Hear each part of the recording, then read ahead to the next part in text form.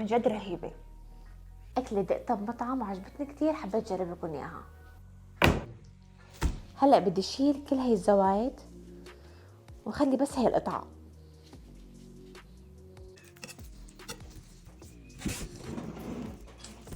بعد ما شلنا الفتايل هلأ بدي اقطع الصدر بالنص، وهلأ كل قطعة من هدول رح افتحها بالنص.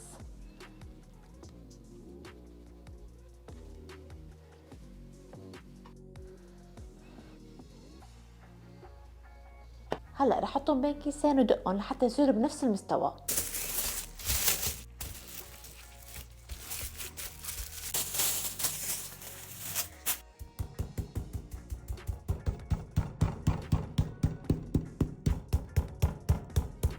حاولت قد ما بقدر دق بس الاماكن السميكه او العاليه بالدجاج، وبالنص بنحاول ما كتير نكتر دق لانه كتير بيكون حساس، بس دقات خفيفه. بعد ما دقيتهم وجهزتهم، حتى هدول المفرومين نظفتهم كتير منيح، اذا فيهم شي غضاريف او عظم او اي شي نظفتهم. بعدين بفرمهم حتى كمان اعمل لهم قطعه ثالثه، بس بتجي غير شي انه مفروم. رح اقطع شويه خضره مشكله، عندي فلفل ملونه وجرجير.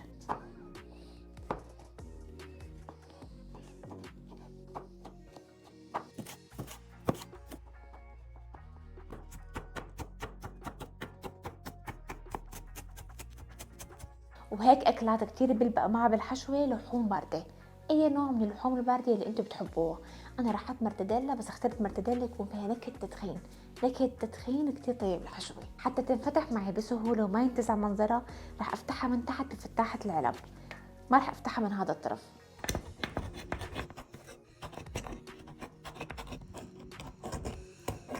بعد ما فتحتها من تحت هلا بفتحها من فوق لحتى يدخل هواء الى من فوق وتنفتح بسهوله.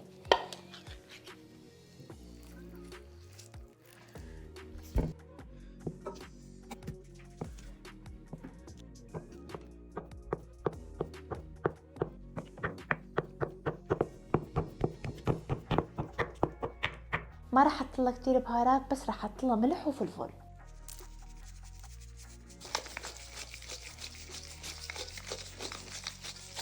وهلا بدي اوزع عليها الحباشات اللي عملته من الحشوه.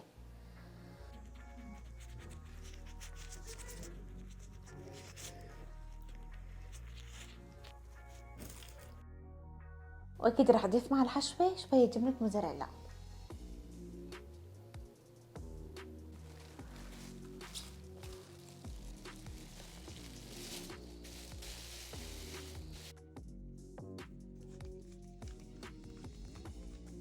لازمني لتغميس الدجاج طحين وبقسماط وكمان خليط البيض.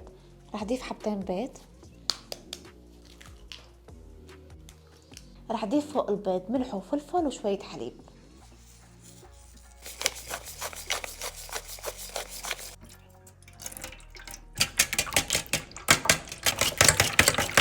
انا تلجت الدجاج تقريبا 10 دقايق حتى يسهل علي اتحكم فيه. وهلا رح احط الدجاج بالطحين، بعدين بالبيض، اخر شي بالبقسماط.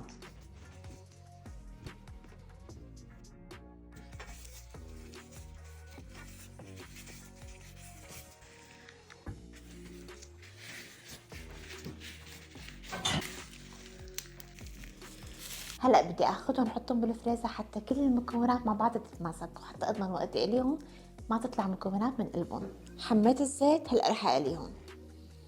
شايفين شلون متماسكين؟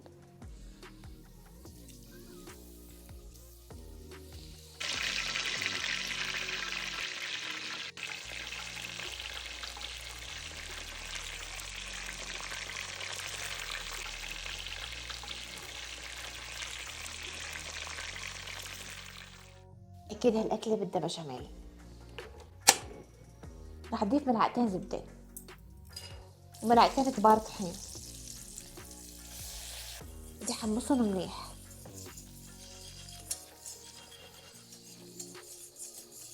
وعندي كمان نص لتر حليب او كاستين كبار حليب.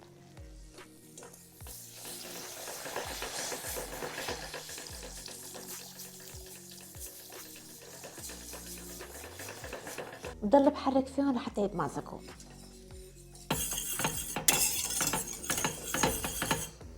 بعد ما تماسك البشاميل وبلش يغلي، هلا رح احط له شويه بهارات اللي هي شويه ماجي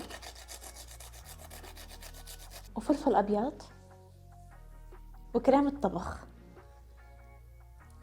فيكم تستبدلوها بجبنه كريميه.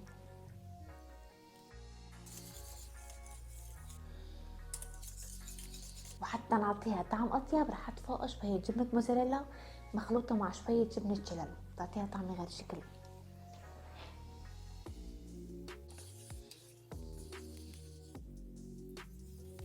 ورح احط لها كمان مكون اضافي اللي هو الصويا صوص.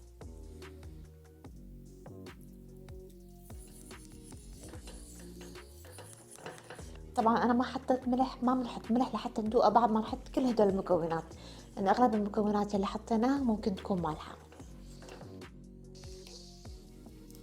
هلا رح اقدمها واقطعها.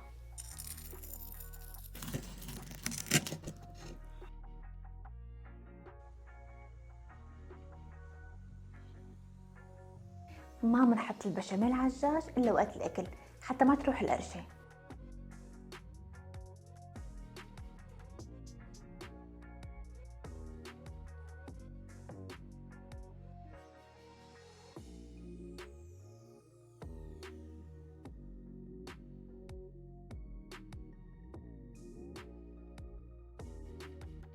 وهلا صار وقت الدواء.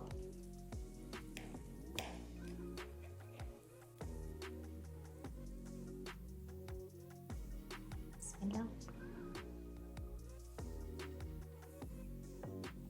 عن جد رهيبه.